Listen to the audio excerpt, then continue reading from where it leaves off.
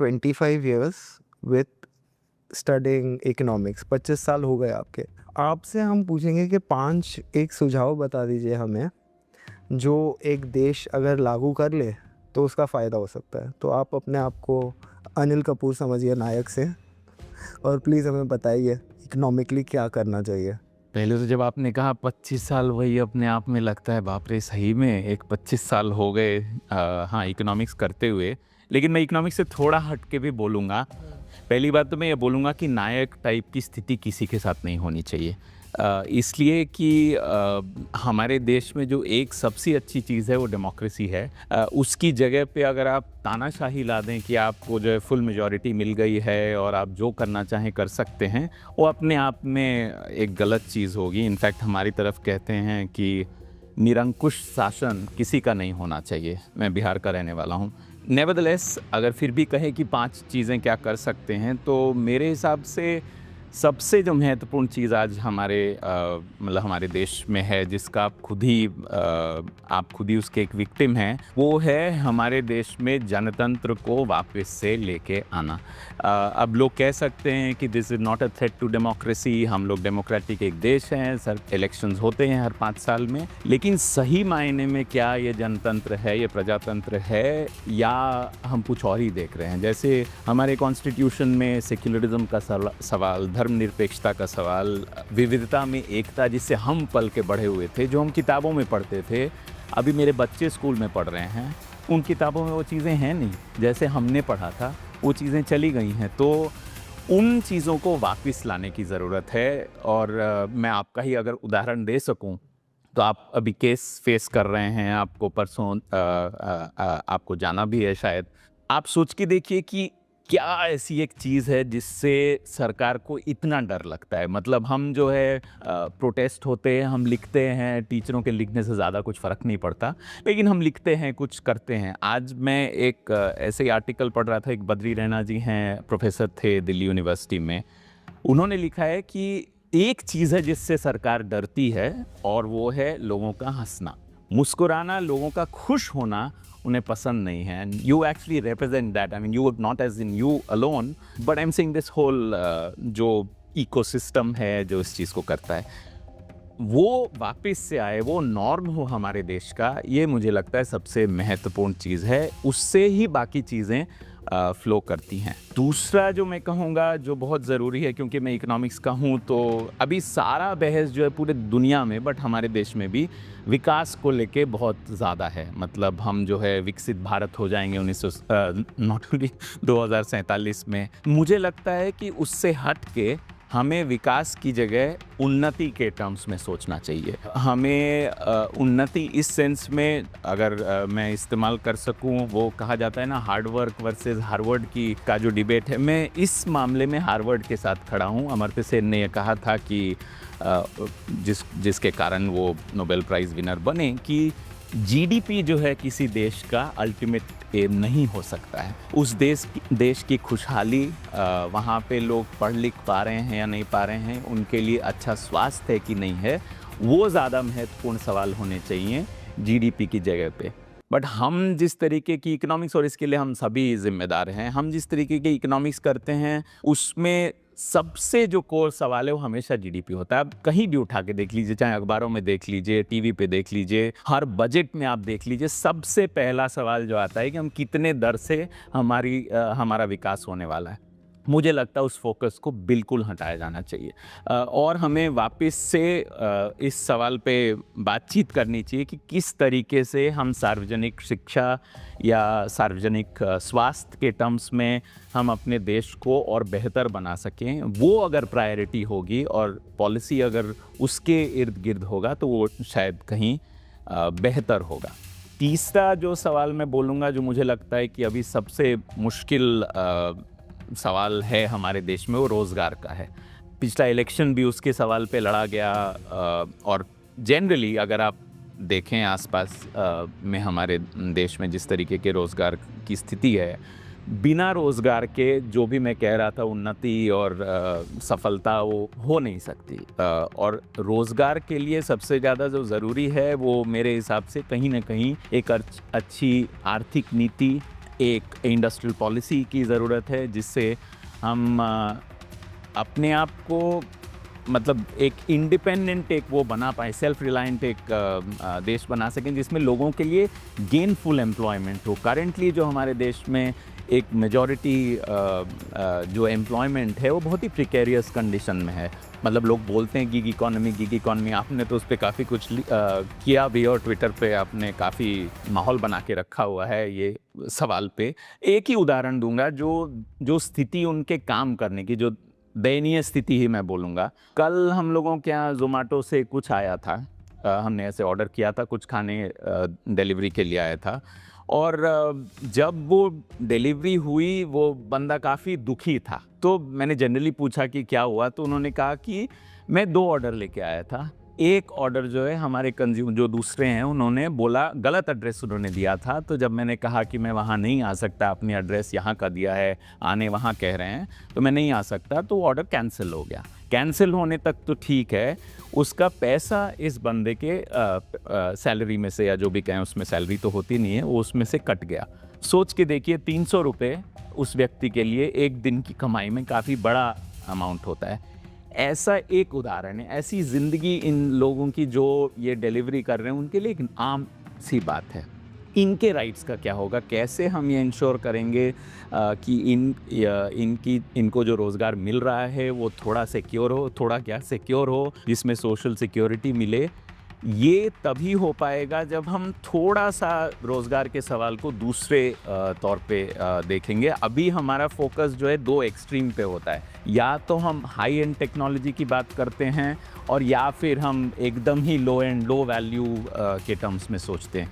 Somewhere the reality lies in between, it's not really there nor here. High end के terms में अगर सोचे तो मान लीजिए कि बहुत हाई टेक हम कुछ करते हैं, उसका नुकसान सिंपल सा है, वो मशीन बनाम मजदूर की लड़ाई होती है। अगर आप बहुत ज़्यादा मैकेनाइज किसी चीज़ को कर देंगे तो ऑब्वियसली जॉब्स नहीं होंगे, और हमारे देश में जॉब्स का एक बहुत इम्पोर्टेंट सवाल है। उसके दूसरे एक्सट्रीम में अगर आप जाएंगे जहाँ कोई वैल्यू क्रिएशन है ही नहीं, तो उनके वेजेस बहुत कम होंगे, स्थिति बहुत ख़राब होगी। तो इन दोनों के बीच का कहीं ना कहीं रास्ता हम लोगों को ढूंढना पड़ेगा जिससे ऐसे रोज़गार हो सके जो गेनफुल एम्प्लॉयमेंट हो, जो जनरेट हो सके। तो ये तीसरा मैं कहूँगा। और इससे जुड़ा हुआ सवाल कि जो रोज़गार आप बना रहे हैं उस रोज़गार में हक किसका होगा, किसको वो रोज़गार मिलेगा। मुझे लगता है कि वहाँ पे आरक्षण का मुद्दा सबसे केंद्रीय हो जाता है, क्योंकि हमारा जो एजुकेशन सिस्टम है, हमारा जो जनरली एम्प्लॉयमेंट के टर्म्स में अगर स्ट्रक्चर देखें, तो अगर आप सरकारी नौकरियों को छोड़ दें, प्राइवेट सेक्टर में जॉब्स अगर आप देखें, तो it goes complicated, there is nothing called reservation there.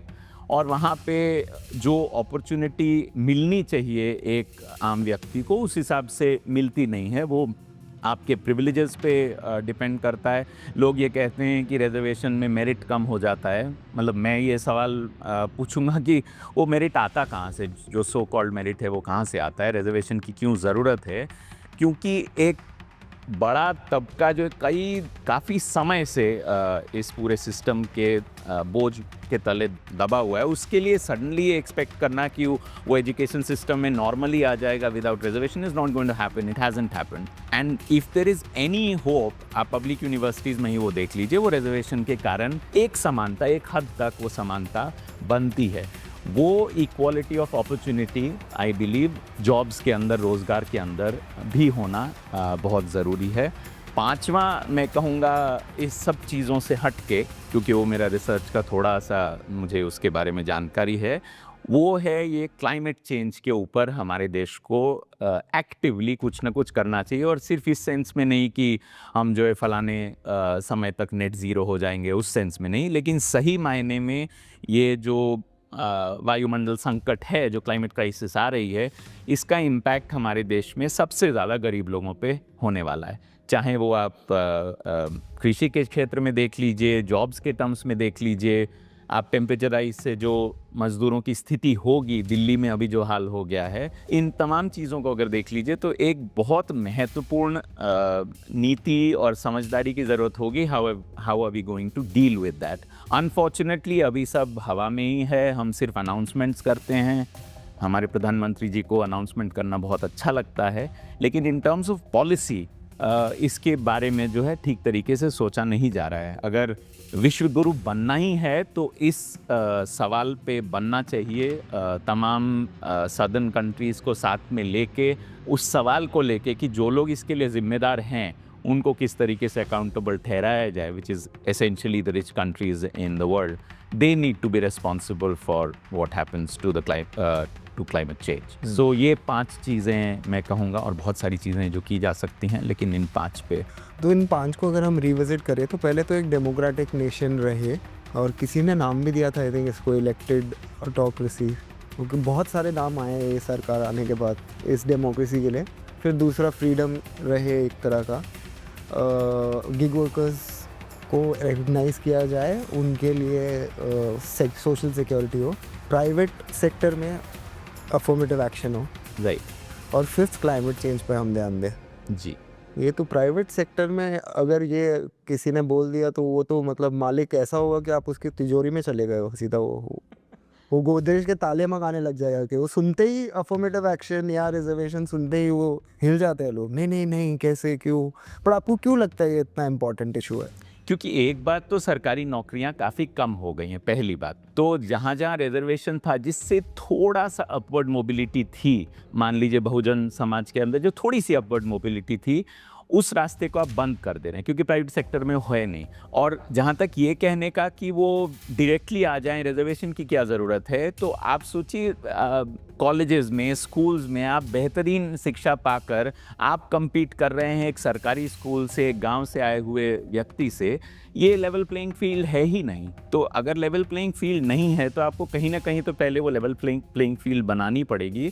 और इसलिए ये गोदरेज का ताला हो या उसकी चाबी हो, अगर थोड़ा सा उनके पूंजी के ऊपर हाथ पड़ भी जाए तो इतनी कोई बड़ी बात नहीं होगा. हमारे देश में वैसे ही आर्थिक असमानता बहुत ज़्यादा है. मतलब जो 1% जो सबसे अमीर लोग हैं वो 4 गुना जो 50% हमारे लोग हैं उसकी संपत्ति से ज़्यादा उनके पास है. तो थोड़ा सा अगर ताले में कुछ निकल भी गया तो क्या फ़र्क पड़ जाएगा. दैट इज़, मैं तो एग्री करता हूँ इस बात से, क्योंकि मेरे पास है नहीं कुछ. दो हम में से किसी के पास. हाँ, तुम पर काफ़ी लोग ये क्वेश्चन को लेके लैंड ओनिंग पे भी उनके सवाल होते हैं. तो लैंड ओनरशिप को लेके आपको क्या लगता है कि what is the basic structure, क्या होना चाहिए लैंड ओनरशिप का? लैंड ओनरशिप का आई थिंक एक समय में स्लोगन हुआ करता था, लैंड टू द टिलर, कि जो उस खेत को जोत रहा है उसका हक, मालिकाना हक जो है उस व्यक्ति का होना चाहिए. मैं उससे बिल्कुल सहमत हूँ.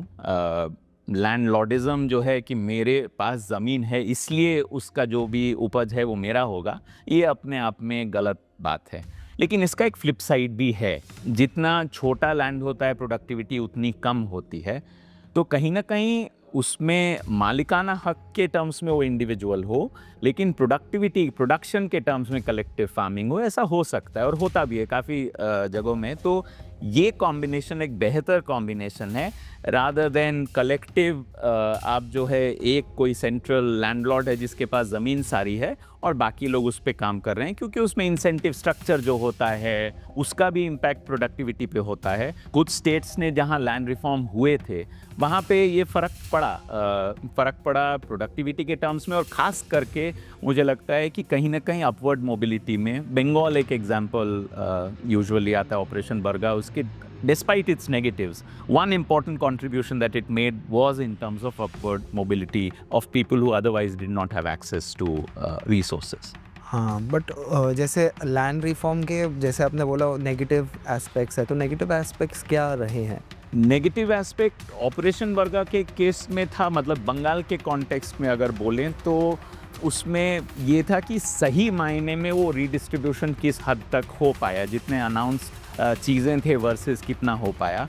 लेकिन फिर भी वो इससे बेहतर है ना होने के उस पर. लेकिन दूसरा जो मैं कह रहा था कि अगर ऐसा होता है कि मान लीजिए आपने रीडिस्ट्रीब्यूट किया और जो लैंड जो बंटता है, क्योंकि बहुत बड़ी संख्या है जो उसके ऊपर क्लेम कर सकती है, तो छोटे छोटे लैंड होने से प्रोडक्टिविटी का इशू तो होगा, एग्रीकल्चर प्रोडक्टिविटी अफेक्ट होगी. वो इतना इनफ प्रोड्यूस दे ही नहीं पाएगा कि आप अपनी और फैमिली फिर उसको और फर्दर डिवाइड होगी, ये तमाम चीज़ें होंगी. तो उसका उसका एक नेगेटिव इम्पैक्ट हो सकता है, but that can not be a reason कि आप जो है डिस्ट्रीब्यूशन ऑफ रिसोर्सेज इक्वालिटी के साथ ना करें। उसमें आपको रीऑर्गेनाइजेशन ऑफ प्रोडक्शन करना पड़ेगा, वो शायद एक बेहतर तरीका होगा। और एक और चीज़ जो आपने कही कि क्लाइमेट चेंज का जो भार होगा वो सबसे गरीब आदमी पे होगा, इस स्टेटमेंट पे आप थोड़ा एलैबोरेट करके समझा सकते हैं क्यों? मतलब ये तो समझ में आता है उनके मकान कच्चे होते हैं और उनकी स्ट्रगल वही होती है कि ये कच्चे से पक्का हो जाए, पक्के से 2 रूम बढ़ जाए, बट और थोड़ा आप एलैबोरेट कर सके इस पर तो मैं कहूँगा 2 स्तर पे है। पहला स्तर है कि वो इस पूरे संकट में उनका कंट्रीब्यूशन मिनिस्क्यूल है। उन्होंने कुछ नहीं किया है। उन्होंने ना हवाई जहाज़ में घूम रहे हैं, हम भी घूम रहे हैं, ना वो जेट प्लेन्स में जा रहे हैं, ना वो एलन मस्क की तरह अभी मार्स जाने का प्लान कर रहे हैं। उनका इसमें कोई भी कंट्रीब्यूशन इस संकट में है नहीं, लिटरली नथिंग। और ये जब मैं कह रहा हूँ तो ये मैं सिर्फ गरीब देशों के गरीब लोगों के बारे में नहीं कह रहा, इवन जो अमीर देश के गरीब लोग हैं जिनकी जो लिविंग स्टैंडर्ड है उसके हिसाब से अगर देखा जाए तो they contribute really a very very minor share to the global emissions अगर कहें तो उस स्थिति में एक तो मैंने कुछ किया नहीं, लेकिन भार मेरे ऊपर आने वाला है। भार मेरे ऊपर किस मैंने 2 लेवल पे मेरा तो वाट लगने वाली है बेसिकली। तो दूसरा क्या, आप जिस भी कॉन्टेक्स्ट में उसको देख लीजिए, अगर हिंदुस्तान के कॉन्टेक्स्ट में देखिएगा तो सबसे बड़ा इफ़ेक्ट होने वाला है एग्रीकल्चर पे। एग्रीकल्चर पे इफ़ेक्ट होने का मतलब है जो हमारे किसान हैं उनके प्रोडक्टिविटी पे, उनके इनकम्स पे, लाइवलीहुड पे सबसे बड़ा असर होगा। दूसरा कोस्टल रीजन जो है अफेक्टेड होगा अगर सी राइज होता है तो जितने मछुआरे कम्युनिटी ऑलरेडी अफेक्टेड है, मतलब कौन सा आप फिश आज पा रहे हैं वर्सेस 5 साल पहले क्या था, आप किसी से भी पूछिए, एक्चुअली वो आपको ज़्यादा बेहतर क्लाइमेट चेंज के बारे में बता पाएंगे। और ये इसीलिए क्योंकि वो उनका लिव्ड एक्सपीरियंस है, उनके इनकम्स अफेक्टेड होंगे। या फिर आप देख लीजिए दिल्ली का, मैं बोल सकता हूँ क्योंकि दिल्ली में रहता हूँ। दिल्ली में अभी मई और जून में staying outside is unbearable, it's just not possible. मैंने 45, 46, 48 एट टाइम्स 50 डिग्रीज बोल रहे हैं दिल्ली में होने जा रहा है। आप सोच के देखिए, जो मजदूर काम कर रहा है दिल्ली में, जो रिक्शा चला रहा है, जो ऑटो चला रहा है, वो 50 डिग्री में कैसे कुछ काम कर सकता है? It's just not physically possible and it leads to deaths. काफ़ी स्टडीज़ हैं इसमें। Heat stress is going to be one of the primary reasons for global deaths in the world. अब उसका कौन, वो जो एसी में घूम रहा है, जिसके पास गाड़ी है, जो अपने ऑफिस में एयर कंडीशनर चला रहा है, उस पर तो ये नहीं होगा ना। ये जो डेथ होंगे ये गरीब लोगों को ही इसका असर होगा। उनके घर कच्चे हैं जैसे आपने कहा, वो अफोर्ड भी नहीं कर सकते इस तरीके का कूलिंग सिस्टम। तो दोनों ही स्तर पे, एक मैंने कुछ कंट्रीब्यूट नहीं किया लेकिन सारा भार मेरे ऊपर आने वाला है। इस स्तर पे मैं कहूँगा कि गरीब लोगों पे ये डबल बर्डन है। जब आप अपनी पीएचडी कर रहे थे, आपकी पीएचडी अमेरिकन इकोनॉमी पे थी, तो आपने क्यों सोचा कि आप अमेरिकन इकोनॉमी पे करेंगे अपनी पीएचडी, और आपके क्या फाइंडिंग्स थे? तो वो तो थोड़ा लंबा हो जाएगा, प्लीज़। नहीं, लोग बोर हो जाएंगे, लेकिन उनको बोर ही करना है। मैंने एंटरटेन करने की कोशिश की, that is also not working out. अब प्लीज़ बोर कीजिए। अच्छा ऐसा है। हाँ। तो चलिए फिर तो लंबा सफ़र होगा। तो हमारे समय में मैं जेएनयू का पढ़ा हूँ, वैसे ही एक एंटी नेशनल यूनिवर्सिटी। उस यूनिवर्सिटी में उस दौर में और अभी भी मोस्टली जो स्टूडेंट्स होते हैं वो अपनी इकोनॉमी पे ही काम करते हैं, मतलब इंडिया पे काम कर रहे हैं या साउथ एशिया पे काम कर रहे हैं। मुझे लगा थोड़ा कुछ अलग ट्राई करते हैं, मतलब जब अमेरिकी लोग हिंदुस्तान पे काम कर सकते तो हम भी तो पलटी उल्टा उनके ऊपर काम कर सकते हैं। So that is one thing which drove me into working on the US economy. But context था, उसका कॉन्टेक्स्ट ये था कि जिस समय में ये पीएचडी कर रहा था, ये 2004 से 7-8 की बात है, उस समय एक बहुत इंटरेस्टिंग चीज़ अमेरिका में हो रही थी कि एक तरफ तो असमानता डिफरेंट लेवल पे, inequality had really increased in the United states during that period. हालांकि 80 के दशक से ये चल रहा था, लेकिन इतना ज़्यादा इनइक्वालिटी बढ़ी थी उनकी। तो हमारा इकोनॉमिक्स ये बताता है कि जब इस तरीके की इनइक्वालिटी होती है तो आमतौर पे उससे इकोनॉमी जो है स्टैग्नेट करता है। इसलिए क्योंकि गरीब लोगों के पास अगर पैसा हाथ में होता है तो वो जनरली ज़्यादा खर्च करते हैं क्योंकि उनके पास पैसा वैसे ही कम होता है, तो ज़्यादा खर्च करते हैं तो उससे ज़्यादा इनकम जनरेट होता है, ज़्यादा इनकम जनरेट होता है तो ज़्यादा रोज़गार जनरेट होता है, वगैरह वगैरह। तो उससे इकोनॉमी का ग्रोथ होता है। ऐसा एक थियोरी है इकोनॉमिक्स में जिसको अंडर कंजम्पशन कहते हैं, नाम दे ताकि लगे कि मैं प्रोफेशनल इकोनॉमिस्ट हूँ। लेकिन अमेरिका में ये नहीं हुआ। अमेरिका में इसके ठीक विपरीत हो रहा था, और विपरीत दूसरे लेवल पे हो रहा था कि उनका ग्रोथ जो है इनइक्वालिटी के साथ साथ बढ़ रहा था। तो इनइक्वालिटी हो रही थी, उतना ही ज़्यादा वो ग्रो कर रहे थे इनइक्वालिटी। तो ये एक सवाल उठा कि ये तो हमने जो पढ़ा उसकी ठीक उल्टा हो रहा है, तो ऐसा क्यों हो रहा है, मतलब उसको समझने की। So that was the inspiration behind my study. और जब थोड़ा सा उसके डिटेल्स में गए कि क्यों ऐसा हो रहा है, तो पता ये चला कि और जिसका इफ़ेक्ट जो है अभी तक हम सह रहे हैं कि आप अगर ऐसी एक अर्थव्यवस्था बनाते हैं which is built on inequality, then the underlying जो मैंने कहा कि असमानता के कारण जो क्राइसिस उत्पन्न होती है, वो क्राइसिस सिचुएशन आपकी हमेशा रहेगी। आप उसको किसी न किसी तरीके से काउंटर कर सकते हैं। जैसे अमेरिका के केस में एक काउंटर था, .com बबल हुआ, मैसिव एक बबल हुआ जिससे इकोनॉमी में ग्रोथ भी हुआ। उसके बाद उनका सबसे बड़ा बबल जो फाइनली बर्स्ट हुआ was the sub prime crisis, जिसमें उन्होंने गरीब लोगों को पैसे दे दे के घर खरीदवाए और गलत तरीके से करवाया, उनको कह के कि आपका रेट ऑफ इंटरेस्ट लो होने वाला है, जबकि रेट ऑफ इंटरेस्ट बहुत हाई था। लोग को बरगलाया गया, काफ़ी हद तक लोगों ने घर खरीदे। At the same time the rich were having a ball of a time. वो एक नहीं, दो नहीं, तीन, मायामी में एक समय में 5 घर थे एक व्यक्ति का। तो they were doing it because they knew कि घरों के दाम जो है वो बढ़ रहे हैं, and it was that which was keeping this crisis at day. जबकि ये क्राइसिस थी, होने वाली थी, लेकिन उसको किसी तरीके से आपने काउंटर करके रखा हुआ था। और उसमें जो ओवर कंजम्पशन हो रहा था, उसका असर आपको बाद में आके दिखता है कि एक बार जब घरों के दाम गिरे तो वो एकदम एक पैक ऑफ कार्ड्स की तरह गिरे। लेकिन इसका असर फिर उसी की तरह गरीब लोगों पे ही पड़ा। उनकी नौकरियां गईं, उनके घर जब्त हुए, सारे लोन्स का जो बर्डन था वो उनके ऊपर था। इसी चीज़ को लेके मैंने अपनी पीएचडी की थी, और मुझे लगता है कि आज भी उसका इम्पैक्ट है। If you look at it in terms of economic history, तो 2008 और 9 का जो क्राइसिस है वो 1930 के दशक में क्राइसिस हुआ था, द ग्रेट डिप्रेशन, उस तरीके का एक क्राइसिस, इसलिए इसको ग्रेट रिसेशन कहते हैं। और ऐसा एक क्राइसिस था जिसका इम्पैक्ट अभी तक है। ये 2008 की बात है, 18 साल होने को आए, हम अभी भी उस क्राइसिस से कहीं ना कहीं जूझ रहे हैं।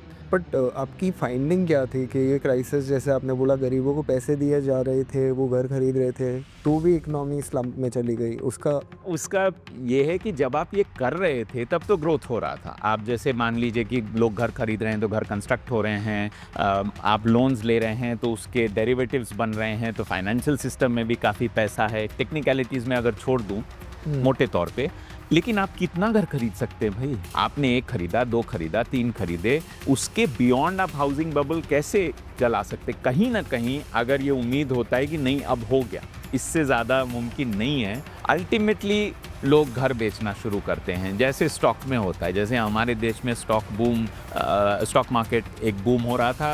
अगर आपको लगता है कि नहीं भैया ये रियलिटी से हट के है, यहाँ एक्चुअली एक बुलबुला बन रहा है, एक बबल बन रहा है, तो people start withdrawing, and that is something which started happening in the US as well, जहाँ पे लोगों ने घर बेचना शुरू किया। और अगर कुछ लोग ऐसे एक मार्केट में जो कॉन्सेंट्रेटेड जिनका ओनरशिप है, अगर वो बेचना शुरू करें, चाहे वो प्रॉपर्टी हो चाहे वो स्टॉक्स हों, तो that market crashes, and that is what happened. जब वो मार्केट क्रैश करता है, आपने तो लोन लिया हुआ था ओरिजिनल प्राइस के बेसिस पे, वो प्राइस के बेसिस पे आपको बैंक ने लोन दिया था। आप अगर उस घर को बेच भी दें तो उससे 1/4 10वां हिस्सा भी आपको नहीं मिल रहा है। You can't pay the loan back.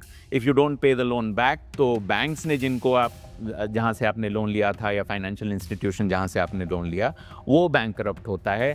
जिन लोगों ने उसको इंश्योर किया था, जिन कंपनीज ने, वो बैंकरप्ट होती है, जिसके कारण 2008 का जो वो तस्वीर है वे people are walking out of Lehman Brothers and other such institution अपने अपने कार्डबोर्ड बॉक्सेस के साथ, कार्डबोर्ड बॉक्सेस के साथ। तो वही है, कैस्केडिंग इफेक्ट जो है वो होता है। सो अभी जैसे हमारी इंडियन इकोनॉमी जहाँ पे है, जो हम बोल रहे हैं कि जीडीपी को हमको नहीं देखना चाहिए, हमें पर्सनल मतलब एक बंदा कितना कंज्यूम कर सकता है, लाइक 90% अगर कंज्यूम करेगा तो ऑफ कोर्स ज़्यादा बढ़ेगी हमारी इकोनॉमी।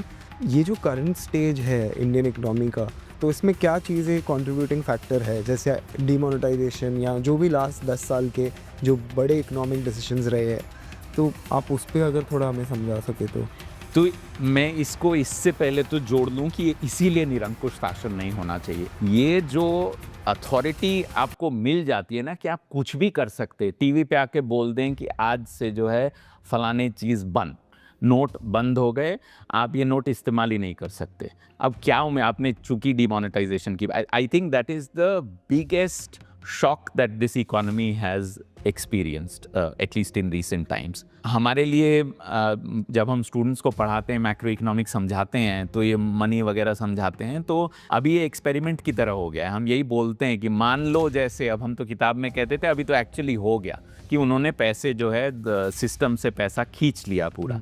उसका इम्पैक्ट सिर्फ उस समय नहीं था, उस समय तो था ही, उसका इम्पैक्ट आज तक हम महसूस कर रहे हैं। मतलब हमारे लिए वो फ़र्क नहीं पड़ता क्योंकि हम उस इकोनॉमी का पार्ट शायद उतना नहीं थे, लेकिन जो अनऑर्गेनाइज सेक्टर में लोग काम करते उनके लिए वही ज़िंदगी थी।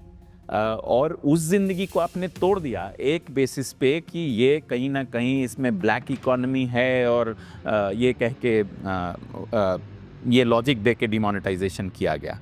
अब अगर काला धन के बारे में बोला जाए तो काला धन क्या है? काला धन कैश तो नहीं है, आप और मैं दोनों ही कैश यूज़ करते हैं, सारे लोग कैश यूज़ करते हैं। Cash is not black money. Black money is जब आप इस टैक्स ब्रैकेट से उसको छीन के भाग जाते हैं, वो काला धन है। तो एक गरीब आदमी गांव में अगर ठेले पे फल बेच रहा है, वो कौन से टैक्स ब्रैकेट में? वो किसी टैक्स ब्रैकेट में नहीं हो, जो उसका इनकम लेवल है वो टैक्स में आता ही नहीं है। तो वो पैसा अगर खर्च कर रहा है, नोट से करे या पेटीएम से करे, जैसे भी करे, उसका काला धन से कोई वास्ता नहीं था। लेकिन फिर भी हमें बताया गया कि काला धन ख़त्म करने के लिए ये किया गया है डिमोनेटाइजेशन। उस एक शॉक का इम्पैक्ट हमारे इकोनॉमी पे जैसा मैंने कहा कि अभी तक भी है, and it is difficult to come out of that. But वहाँ तक रुकता नहीं है। आप उसकी ठीक बाद जो है जीएसटी लेके आते हैं। जीएसटी में जो खास करके जो छोटे व्यापारी थे, अभी तक वो they're feeling the pressures from that, वहाँ भी ख़त्म नहीं होता है। फिर आप लॉकडाउन लेके आते हैं। तो इस 10 साल में आप almost every 2 years there has been some or the other shock for the economy, और इसका इम्पैक्ट हमारे जैसे क्लास के लोगों पे बहुत मामूली पड़ता है। एक्चुअली कुछ भी नहीं पड़ा है, हमारी नौकरियों को कुछ नहीं हुआ है, हमारे वेतन आराम से इन्फ्लेशन के दर पे बढ़ रहे हैं। लेकिन जिन पे इम्पैक्ट ये हुआ है वो दिखता है। वो अगर थोड़ा भी आँख खोल के कोई जाके देखे जिनके ऊपर इसका असर हुआ है, they will see that they are still feeling that pressure and would feel the pressure. नौकरियां जाने से, लोगों का पलायन वापस गांव की तरफ और वहां चले जाना, वापस से लेबर मार्केट में नहीं आना, इज़ नॉट बिकॉज कि वहाँ उन्हें बेहतर नौकरी मिल गई है, इसलिए कि वो नौकरियां यहाँ हैं नहीं शहरों में ताकि वो वापस आ सके। और ये मैं समझता हूँ कि ये मैन मेड है।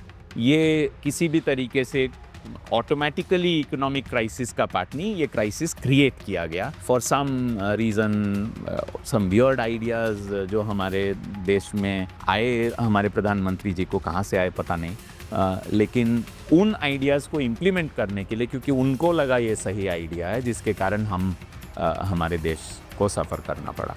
तो जो काला धन है वो तो जो 1% है उनके पास, मतलब काला धन बेसिकली जिसका आपने टैक्स नहीं दिया, जिसकी कोई अकाउंटेबिलिटी नहीं है। करेक्ट। मतलब अगर वो रिकवर करना होगा तो वो इंडिया में है आपके हिसाब से वो काला धन?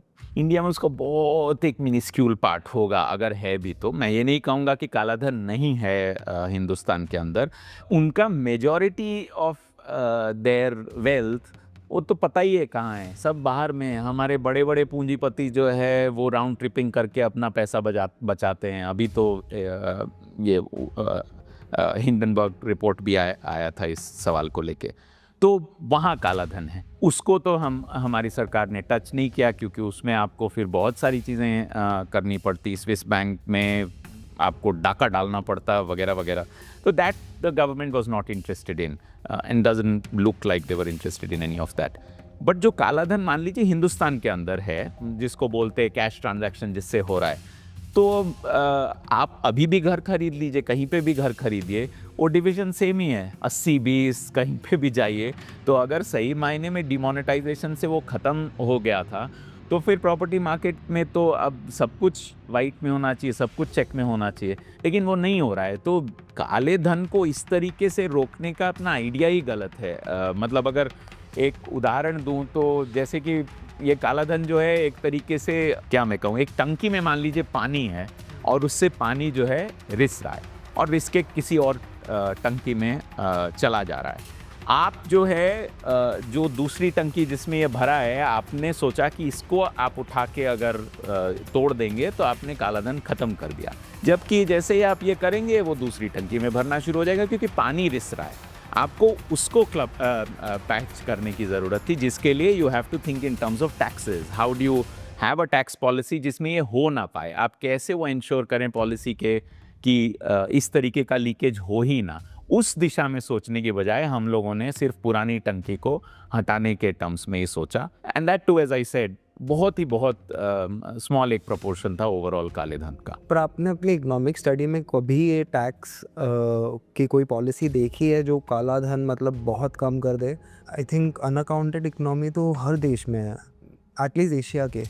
2-3 चीज़ें फिर भी की जा सकती हैं, जैसे कि जो फॉर्मल ट्रांजैक्शंस हैं, जैसे कि स्टॉक मार्केट के ट्रांजैक्शंस हैं, आप उसमें टैक्स लगा सकते हैं, और वो हालांकि वो काला धन वैसे नहीं है, लेकिन मैं कह रहा हूँ कि इस तरीके का जो सर्कुलेटिंग पैसा, जो ऊपरी पैसा है, वो स्टॉक मार्केट्स में भी अगर घूम रहा है, आप वहाँ पे टैक्सेशन कर सकते हैं। लेकिन काला धन को अपने आप में ख़त्म कर देना, उसके लिए सिर्फ टैक्सेशन पॉलिसी नहीं हो सकती है।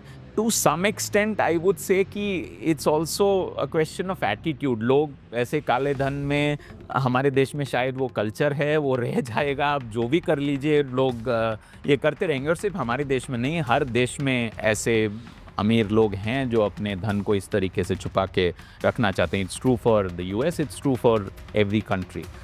बट उसको हटाने के लिए हम अपने प्रॉपर जो इकोनॉमी है उसको तोड़ दें, इसकी कोई ज़रूरत नहीं थी। आप और तरीके ढूंढें जिससे आप काले धन को रोक सकते हैं। सबसे पहले मुझे लगता है कि राउंड ट्रिपिंग बंद की जानी चाहिए। आपको कॉर्पोरेट हाउसेस को अकाउंटेबल ठहराना पड़ेगा। वो अपनी ही शेल कंपनीज कहीं और खोलने अलाउ नहीं होनी चाहिए। ये चीज़ें अगर आप करेंगे तो एक बड़ा चंक तो वैसे ही आपका अपने देश में रह जाएगा। And all these tax havens, you stop finance to move from here to those countries. That's quite possible. और उस दिशा में सोचना चाहिए, ना कि जिस दिशा में हम लोगों ने, हमारी सरकार ने सोचा। जैसे आपने अमेरिका को तब स्टडी किया था, अब अमेरिका वो सब पे टैरिफ्स लगा रहा है, तो इस पे आपको क्या लग रहा है? क्या मतलब, what's your opinion about tariffs? जो ट्रम्प अभी कर रहा है, मुझे लग रहा है कि हमारे दुनिया की जो इकोनॉमिक पॉलिसी है वो पार्डन मी सेइंग सो, 2 पागल लोग चला रहे हैं। एक है एलन मस्क और एक है ये ट्रम्प। अब आप सोच के देखिए उसने क्या कहा, जो इतने सारे, जो बड़ा खुश होकर उसने लिबरेशन डे वगैरह सेलिब्रेट किया रोज गार्डन से।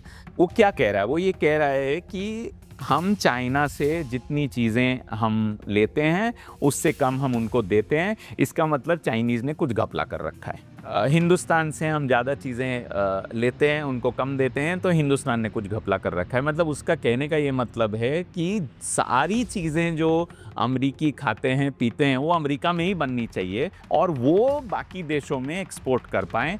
यही एक तरीका जो है उसको लगता है सही तरीका होगा। अब आप सोच के देखिए, जो टैरिफ है वो टैरिफ क्या करेगा? टैरिफ बेसिकली जितने सामान वो बाहर से खरीद रहे हैं उनके कॉस्ट को बढ़ाएगा, क्योंकि उसने 20%, 30%, 35%, कल मैं सुन रहा था कि उसने एक आइलैंड जिसमें कोई रहता नहीं है, उसमें यूएस के ही ट्रूप्स हैं, उस पे 10% टैरिफ लगा दिया। वहाँ पे कोई रहता नहीं है, कोई प्रोड्यूस भी नहीं करता है, लेकिन उसने चूंकि एक यूनिवर्सल टैरिफ लगाया 10% मिनिमम सारे देशों पे, और बाकियों के ऊपर रेसिप्रोकल टैरिफ 32, 35, 65 इस टाइप के टैरिफ रेट्स उसने बोले हैं।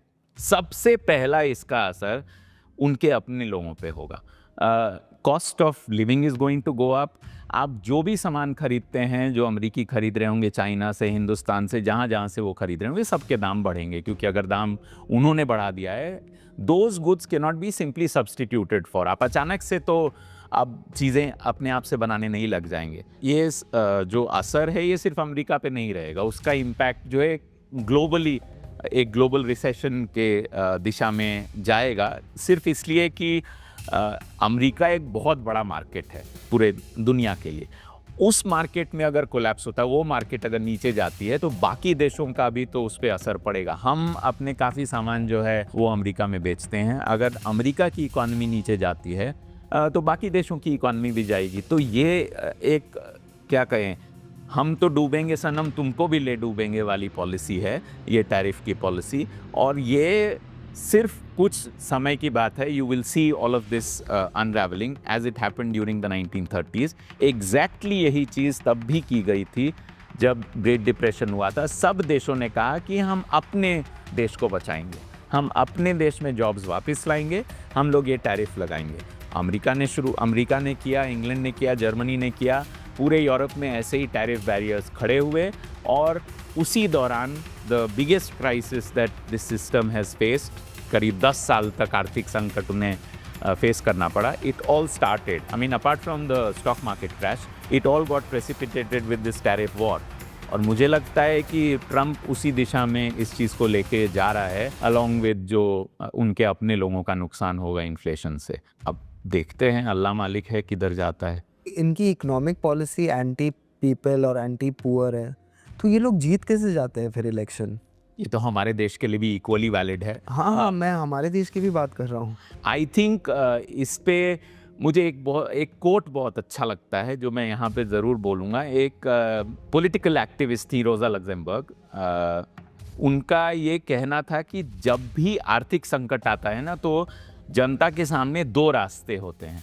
एक रास्ता होता है बर्बरता का और एक होता है समाजवाद का। अब कौन सा जनता चुनेगी, ये दोनों चीज़ों पे निर्भर करता है, क्या is on offer by the political parties, और क्या जनता को इन दोनों में से अच्छा लगता है। मुझे लगता है अभी जहाँ तक समाजवाद या वामपंथ या लेफ्ट के पॉलिटिक्स का सवाल है, वो अल्टरनेटिव प्रोवाइड नहीं कर पा रही है। ये सिर्फ हमारे देश की बात नहीं है, ग्लोबली भी अगर देखें तो लेफ्ट एक रिट्रीट पे है। कहीं कहीं छोटे जगहों में कहीं जीत रही हो, लेकिन left in terms of providing an alternative as a platform has not manage to do सो।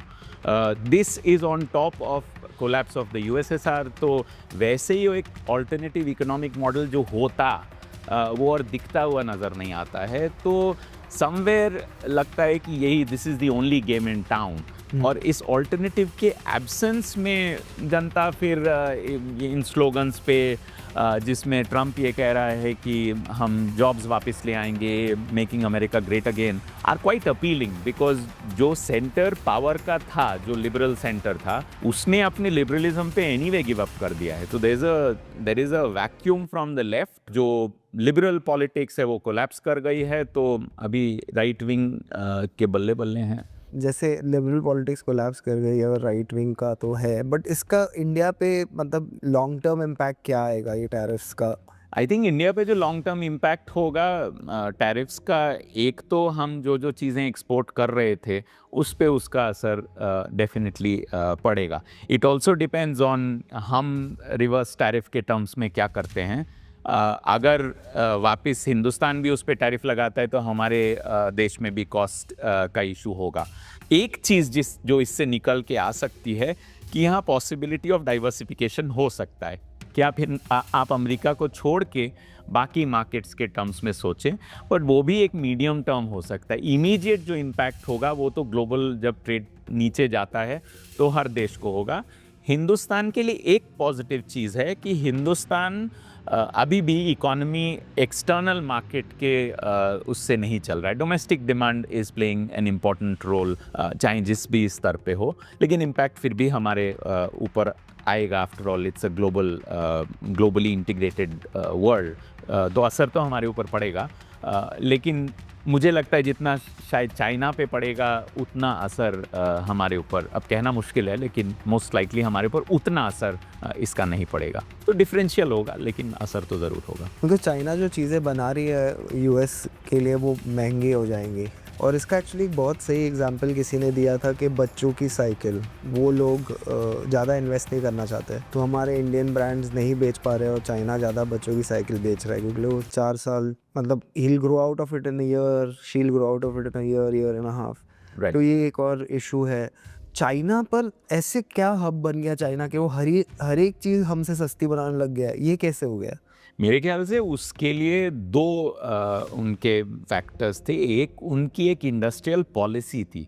उन्होंने एक तो अपॉर्चुनिटी देखी ग्लोबल ट्रेड में कि हम अपने लिए जगह बना सकते हैं, और वो मेक इन इंडिया जैसी पॉलिसी नहीं थी। वो एक properly well thought out plan strategy थी कि आप दो ही तरीके से ग्रो कर सकते, कोई भी देश दो ही तरीके से उन्नति कर सकता है। एक है आप डोमेस्टिक मार्केट बनाइए, दूसरा है आप एक्सटर्नल मार्केट में अपनी जगह बनाइए। ये कहीं ना कहीं तो डिमांड होगा तभी आप ग्रो कर सकते हैं। चाइना ने एक्सटर्नल मार्केट को अपना प्राइमरी वो बनाया कि अगर हमें गरीबी से बाहर निकलना है तो ये एक तरीका हम कर सकते हैं। अब उसको करने के लिए दो ज़रूरी चीज़ें थी। एक, आपको कॉस्ट लो रखना पड़ेगा। दूसरा, आपको ऐसी इंडस्ट्रियल पॉलिसी, क्योंकि कॉस्ट लो होने से ही जो है आप बेच, जैसे हमारे देश में भी तो वेज कॉस्ट बहुत लो है। इसका मतलब नहीं है कि हम प्लग इन कर जाते हैं ग्लोबल ट्रेड में, इट डजंट। सो आप समझ सकते हैं कि वो एक नेसेसरी कंडीशन है, लेकिन वो एनफ नहीं है। तो आपको उसके साथ साथ कहीं ना कहीं एक proper industrial policy which caters to this trade policy is what China had to do, and they did it over a period of time. वो अचानक से नहीं हुआ, काफ़ी प्लानिंग गई उसमें, जिसके बाद उन्होंने अपने आप को उस ग्लोबल ट्रेड चेन में अपने आप को फिट कर पाया। अब चाइना जब ये कर रहा था, वो एक और चीज़ उसके साथ साथ कर रहा था, वो अपने टेक्नोलॉजिकल एडवांस में, अगर आप देखिए तो अभी ग्रीन टेक्नोलॉजी में China is far ahead of the global north, and they have done it through this constant research that they have been doing in green technology और सोलर पैनल्स में for example. इसका एक फ़ायदा जो हुआ, एक तरफ तो उनका इकोनॉमी ग्रो किया, लेकिन उस पैसे से सरकार ने खर्च किया रिसर्च एंड डेवलपमेंट में, जिससे वो एक इस टेक्नोलॉजी लैडर पे ऊपर भी चढ़ पाए हैं।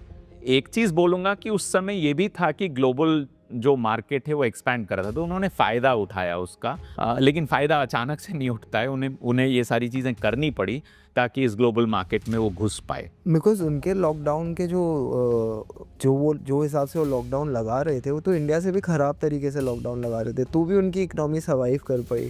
सर मतलब दे आर फाइन करेंटली।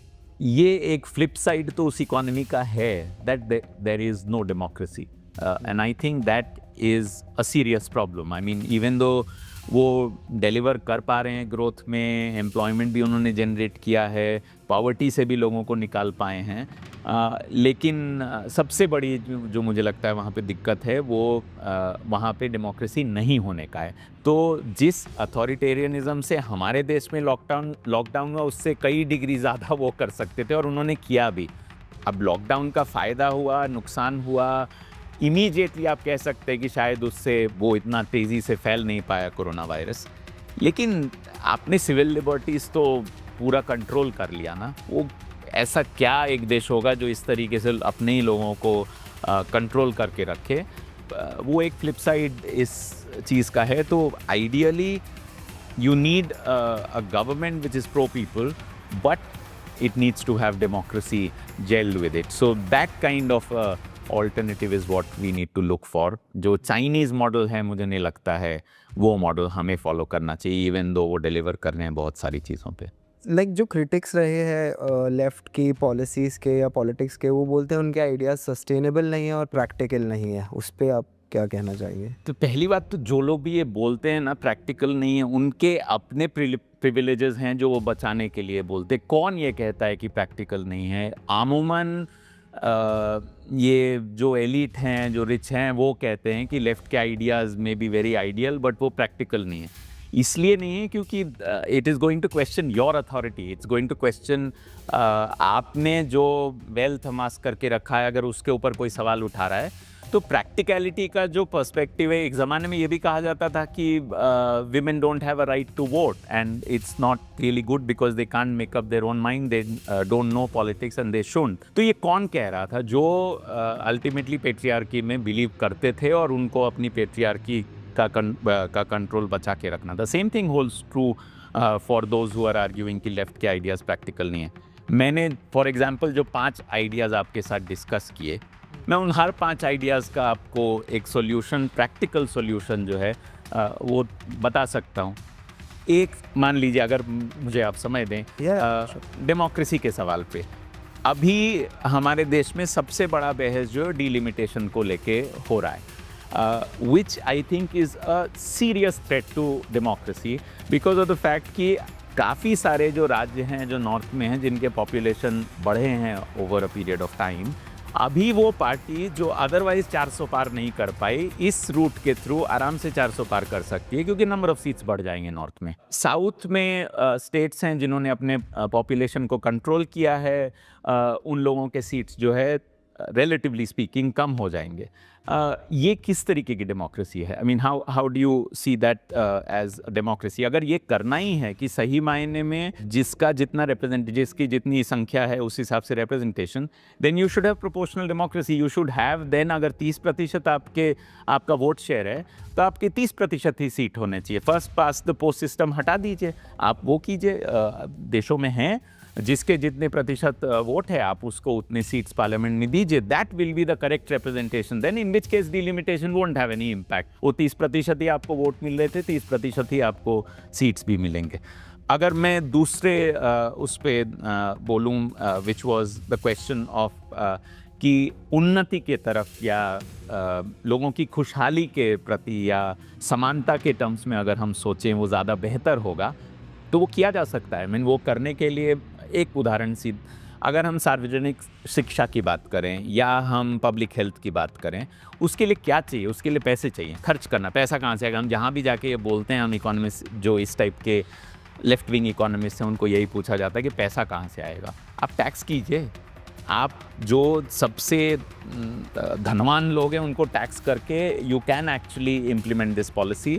अच्छे कैलकुलेशंस लोगों ने किए, पिकेटी ने इस पे काफ़ी काम किया है, थॉमस पिकेटी। उन्होंने दिखाया है कि आप अगर सिर्फ जो इनहेरिटेंस है उसको पार्शियली टैक्स करते हैं, जो बाय एक्सीडेंट ऑफ बर्थ हुआ है। मैं अगर मानी जी के घर में पैदा हुआ हूँ, वो एक्सीडेंट ही है, लेकिन मुझे उनकी पूरी की पूरी संपत्ति मिल जाती है, वो क्यों नहीं टैक्स किया जाना चाहिए? उस टैक्स से अगर आप पब्लिक हेल्थ, उस टैक्स से अगर आप लोगों को शिक्षा मुहैया करा रहे हैं, इसमें क्या गलत हो? ये किस हिसाब से प्रैक्टिकल है?